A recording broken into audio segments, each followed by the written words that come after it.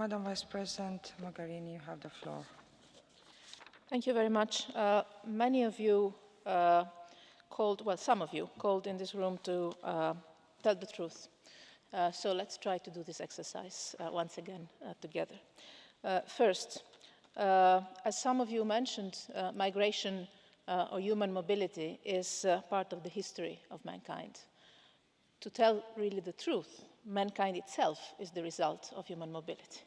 And maybe we should keep that a bit in mind. Coming from some countries, this might be easier to remember.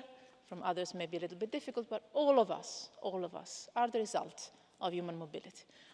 Truth number one.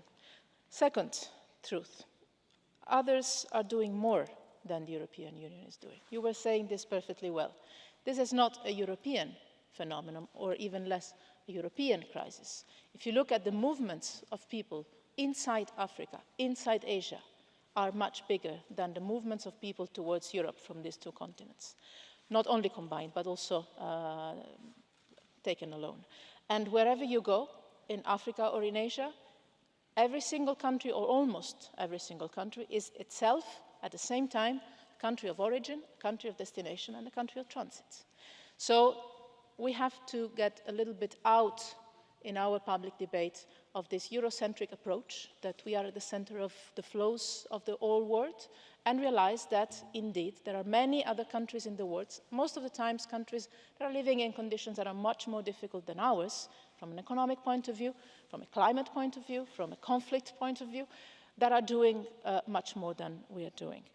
And indeed, that we can lead by example if we are able to provide some good examples. And let me tell you, in some fields we are not. I said things on which I'm not particularly proud, but we are, in some other fields, capable of leading by example. And let me tell you, on a personal note, I had the occasion of briefing the UN Security Council twice, this year and last year, on the EU policies on migration, and I've noticed a radical change in the attitude of our global partners on our response or our policies on both refugee and migration policies, which means that probably, let's put it this way a bit bluntly, last year we woke up in what was for many a surprise, not for me personally, not for many in this room, but for many of us was a sudden wake up. And this year we managed to elaborate or to react to this shock and put in place policies. Finally, I told you at the beginning of our debate today, to me it was a shock when I come in as moving from being an Italian minister to the position of High Representative, that migration was not on the table of Foreign Affairs Council. It was a purely internal matter, as if we had to tackle this issue only from an internal point of view. But where are these people coming from? So we come from there. 2 years ago, this was not an issue, if not an issue of interior ministers only. So in 2 years, I think we've gone a long way. Third truth, there are things where we can lead by example. There are solutions we can find only if we do it together as Europeans and globally.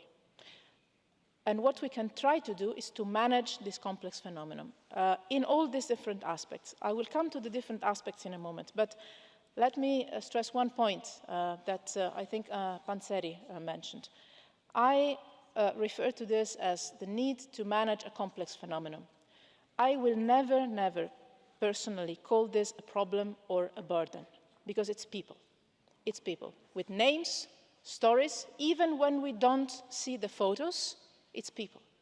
So the language we use is important. The respect we pay to persons, it's important, especially to children. And the point on non-accompanied children is one that we will for sure bring in New York. We have to keep that in mind also when the photos are not on the front line, on the front page of the newspapers. And let me tell you with sadness and shock, I never understand the fact that those that claim our Christian identity the most are also those that forget the first the words and the message of Pope Francis on migration and refugees. This is a mystery to me. So, we can do things to manage this phenomenon together, as Europeans and globally. It's different aspects of things we need to do. On the refugees, it's the urgency of supporting globally, first on resettlement programs, something good, something we need to do more, something we need to encourage our partners to do more, and also financial support, which is what we're doing the most.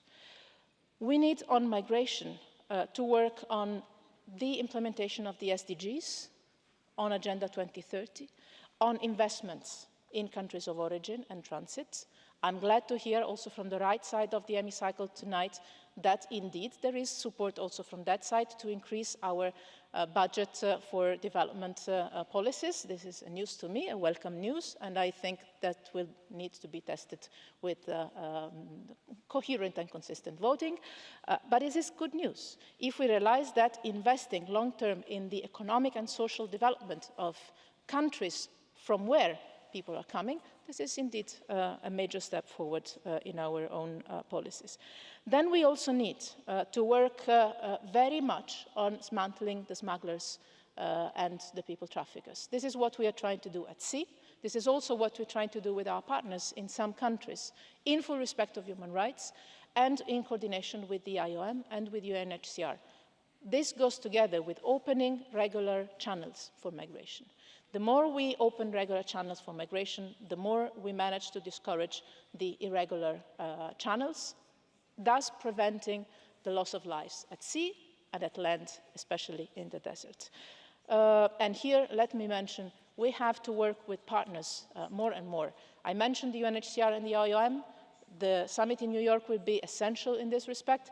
The role of civil society and NGOs is crucial, as it is crucial the role of local authorities. Also here in Europe, in so many cases, they're doing much more than national governments, let me tell you.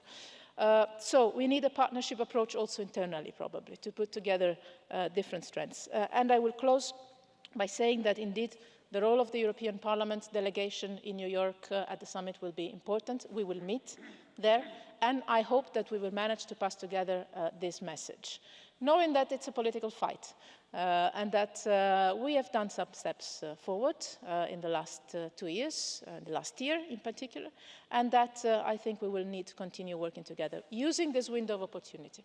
I would not call the UN summit that is coming ahead an exercise that has its limits.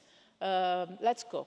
Let's go and bring our inputs. Let's go and test our own policies. Let's go and meet our partners. Let's go and try to build these global partnerships and with a sense of the limits, but also with a sense of hope that this phenomenon can be managed. I thank you very much, and I'm continuously counting on the European Parliament's support and work in this respect. Thank you.